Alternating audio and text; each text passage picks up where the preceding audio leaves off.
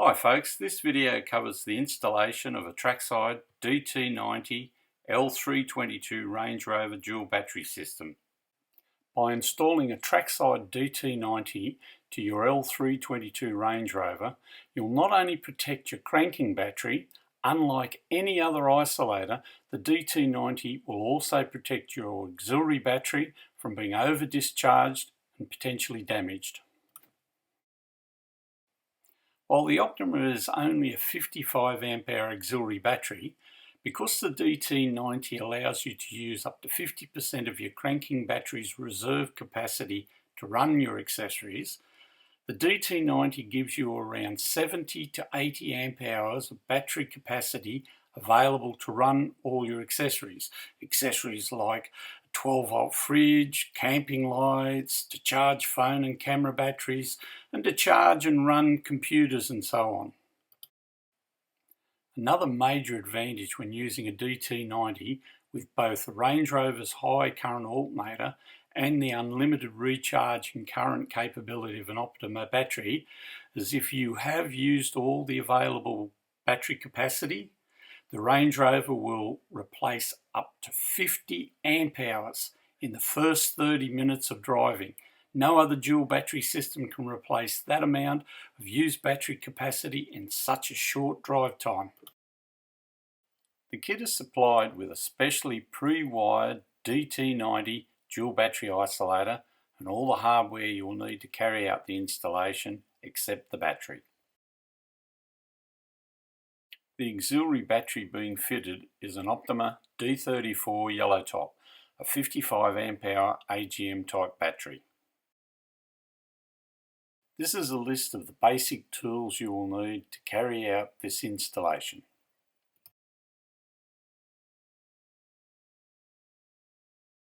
Start by removing the cargo area floor panel. Next, remove the storage compartment cover and the fuse panel cover. Then remove the storage tub and the safety triangle.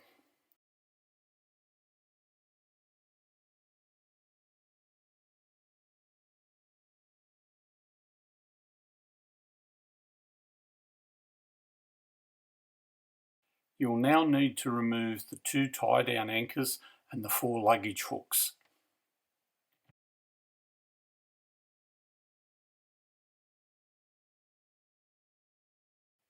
Use the 6mm Allen key to undo the bolts holding the 2 tie-down anchors, and it is also recommended to have a small container handy to hold all the parts as you remove them.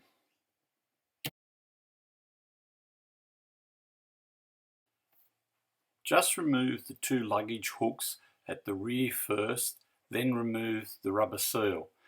Take care to grab the seal at its base. Do not pull on the rubber itself, as it's very easy to tear. Next, slide the base of the rear pillar panel out at the bottom and then pull down the top to remove it. Move everything off the tailgate for now and then close it up. This will make it easier to access and remove the 2 front luggage hooks.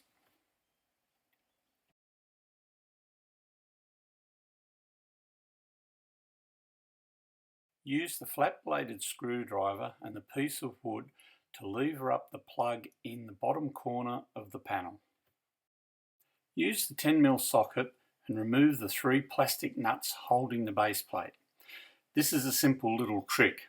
To remove the 2 nuts in the deep holes, place a piece of paper or thin plastic sheet over the end of the socket. Then push the socket down onto the nut. The nut will then stay in the socket when you unscrew it and remove the socket out of the hole. To remove the base plate, you will need to pull up with a bit of force to unclip the base plate from where it is clipped just below the fuses. Then pull out the corner of the front panel and lift the base plate up over the bolts, then slide it towards the middle of the cargo area. Slide your hand in behind the power socket and light assembly to the front edge of the assembly and gently force the front edge out, then remove the whole assembly. The battery compartment now cleared, locate the position of the two bolts coming from the rear bumper bar in the back wall of the battery compartment. Get the short, thick black cable, the 10mm lock nut and the piece of sandpaper from the kit. Use the sandpaper to remove the paint off the contact area of the nut on the top bumper bar bolt. Place the large eye terminal on one end of the black cable over the top bolt and screw the 10mm lock nut in place. Then secure the nut using a 17mm socket.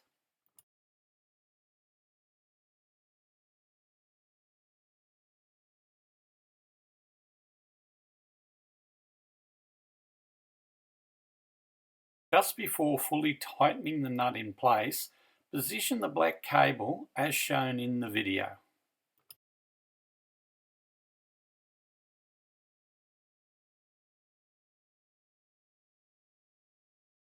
Take the two U-brackets, the 100mm bolt, one washer and one 6mm nut from the kit. Slide one of the U-brackets onto the long bolt, then pass the bolt inside the frame from underneath, then slide the other U-bracket down so that the two U-brackets secure the bolt to the inside of the frame.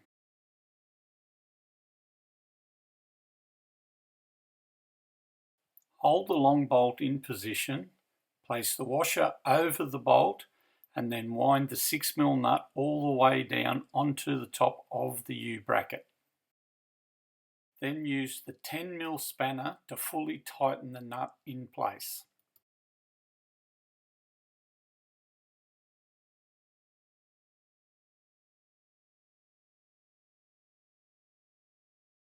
Now get the short bolt and the other 6mm nut. Place the short bolt through the middle hole in the bracket on the side wall. Then screw the nut onto the bolt from underneath the bracket. Then tighten the bolt with the 10mm spanner.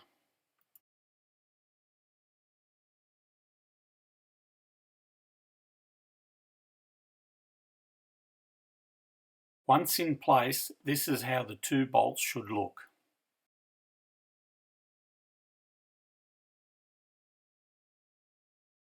Now get the two battery clamps from the kit. Unscrew and remove the red and black wing nuts and the two bolts. You will not need the wing nuts. Place the battery clamps with the positive and negative symbols facing upwards. Now place the positive clamp on the battery's positive terminal. This is the terminal with the positive symbol next to it, and then tighten the clamping nut up with the 13mm spanner. The negative clamp on the battery's negative terminal. This is the terminal with the minus symbol next to it, and tighten the clamping nut up with the 13mm spanner. Before fitting the battery, make sure the wire loom is clear and pushed up against the side wall. Lift the battery into place with the positive terminal towards the front of the Range Rover. The battery is very heavy, so take your time and position it correctly first time. Get the hold down bracket, washer and 6mm lock nut from the kit. This next step is important. Get the 10mm socket, place it over the top of the long bolt and bend it in towards the battery. You need to do this to allow the bracket to clear the base plate. Now place the hole in the tapered end of the hold down bracket up under the short bolt. Then fit the other hole over the top of the long bolt. Place the washer over the long bolt and then screw on 6mm lock nut.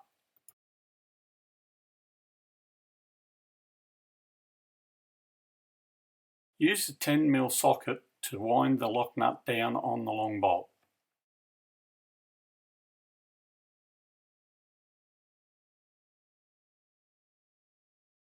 You can now remove the plastic carry handle from the battery. Now use the 10mm spanner to finish tightening up the lock nut to secure the battery bracket and the battery in place. Next, get the 1 metre long twin cable from the kit. Next, remove the Land Rover plug from the back of the power socket. Then get the end of the cable with the 2 blue female terminals fitted. Push the red cable onto the centre male terminal of the socket and push the black onto the side male terminal of the socket. Push the other end of the twin cable through the power socket mounting hole and then reinstall the power socket by first positioning the power socket end in place, then clipping the other end with the light fitting back into position.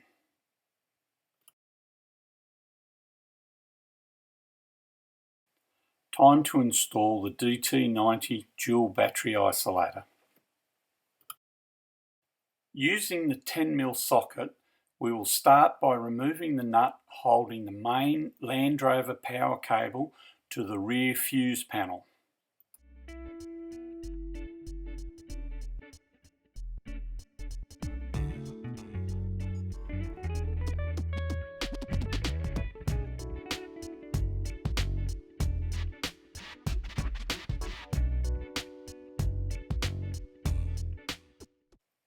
Now get the red cable coming from the small black circuit breaker box and feed it behind the battery and out the other side. Get one of the brass battery clamp bolts and connect the red cable to the auxiliary battery's positive battery clamp, and then using the 13mm spanner, tighten the bolt to the battery clamp.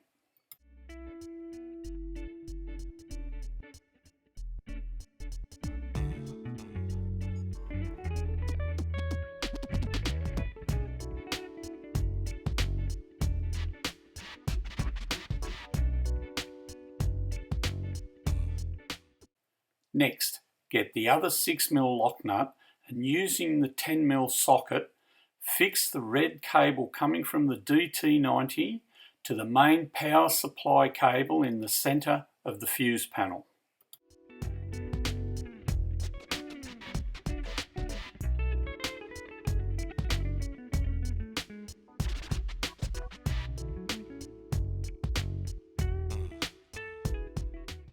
Now get the I terminal on the end of the black cable coming from the bumper bar bolt and get the I terminal on the brown wire coming from the DT90. Then use the other brass battery clamp bolt and secure both I terminals to the auxiliary battery's negative battery clamp.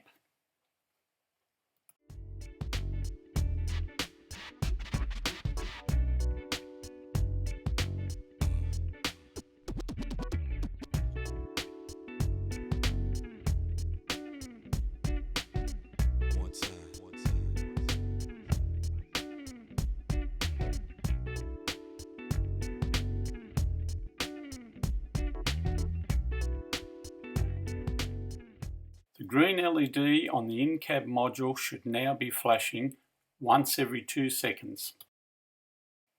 Next, take the twin cable coming from the power socket and feed this behind the battery to the other side. Connect the twin cable's black wire to the brown wire coming from the auxiliary battery's negative terminal and connect the twin cable's red wire to the red wire coming from the DT90 with the fuse holder on it.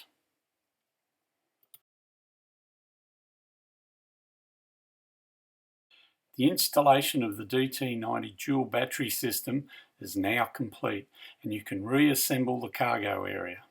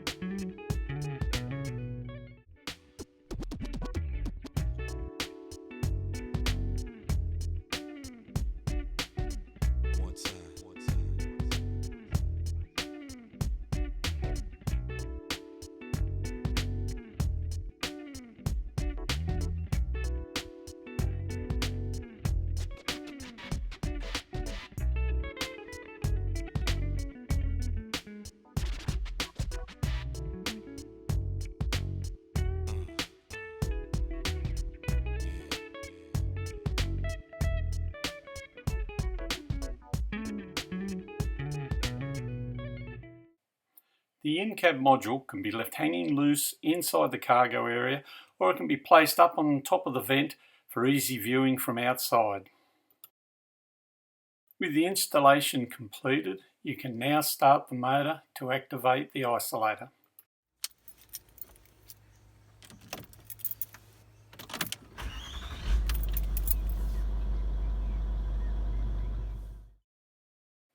Approximately 30 seconds after the motor is started, the alternator voltage will rise above 13.2 volts, at which time the LED will give 2 short flashes every 2 seconds during the 15-second turn-on delay.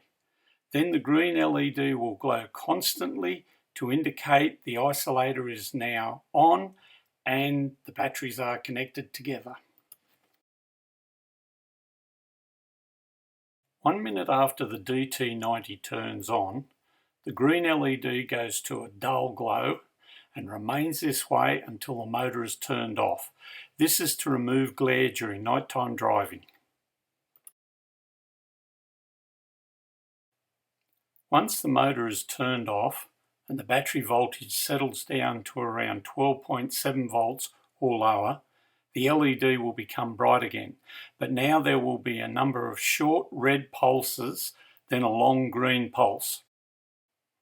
Note, it can take from a few minutes to a number of hours for the voltage to settle down to 12.7 volts.